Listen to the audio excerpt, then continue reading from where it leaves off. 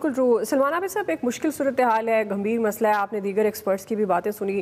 ظاہر ہے ایشوز تو بہت ہیں، تعلیم نہیں ہے، بے روزگاری ہے، پھر ظاہر ہے آپ پھر اسی ریشو کے ساتھ آپ آگے بڑھیں گے. آپ کے خیال میں ایسا کوئی روڈ میپ ہے اس وقت گورنمنٹ کے پاس؟ مل کر بیٹھنے کے علاوہ کوئی حل ہے؟ اس گورنمنٹ کے پاس کوئی ایسی اہلیت ہے کہ وہ ساری سچویشن سے نکالے، عام آدمی تک ریلیف پہنچتا ہوا نظر آئے؟ دیکھیے بات یہ ہے کہ اگر گورنمنٹ کے پاس اہلیت ہوتی تو آج ہم یہاں اکانومی کا ماتم تو نہ کر رہے ہوتے. بڑی بنیادی سی بات ہے کہ جو مائکرو اور میکرو اکنامکس کے فرق ہوتے ہیں نا، یعنی اوپر کی اکانومی کو درست کر کے اگر آپ نیچے اس کا امپیکٹ نہیں لے کے آتے عام آدمی کو، تو پھر وہی ہوتا ہے جس قسم کی کہانی آپ نے ایک عورت کی ہمیں سنائی ہے. پرابلم یہ ہے کہ ہمارے ہاں معیشت کے اوپر بھی سیاست ہوتی ہے، اور معیشت کے اوپر بھی حکومت اور اپوزیشن ایک دوسرے کو بلیم گیم کے اندر ڈال کے معیشت کو آگے لے کے جانے کی بجائے پیچھے کی طرف لے کے جاتے ہیں.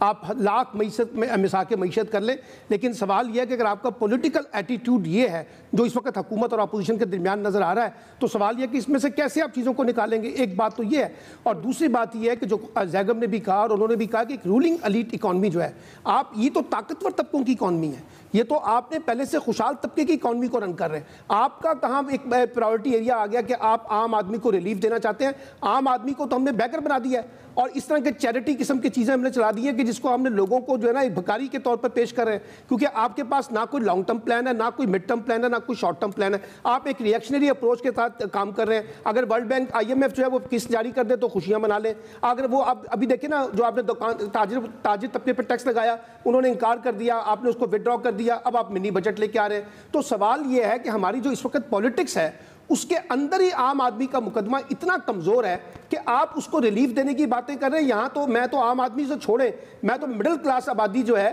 جس کا بھی ذکر فواد چودھری صاحب بھی کر رہے تھے، باقی لوگوں نے بھی کیا ہے، کہ مڈل کلاس آدمی جو تنخواہ دار طبقہ ہے، جس کی بہتر تنخواہ ہے، اس کو بھی آپ نے کچل کے رکھ دیا ہے. آپ نے اس کے جو بجلی کے بل ہیں، اس کے جو بچوں کی فیسیں ہیں، وہیں سے وہ اس کو نکال نہیں پا رہے، تو باقی آپ نے لوگوں کا کیا ریلیف دینا ہے. پھر آپ دیکھیے گورننس کے کانٹیکسٹ میں قیمتوں کو کنٹرول کرنا تو آپ کی صوبائی حکومتوں کی ذمہ داری ہے نا.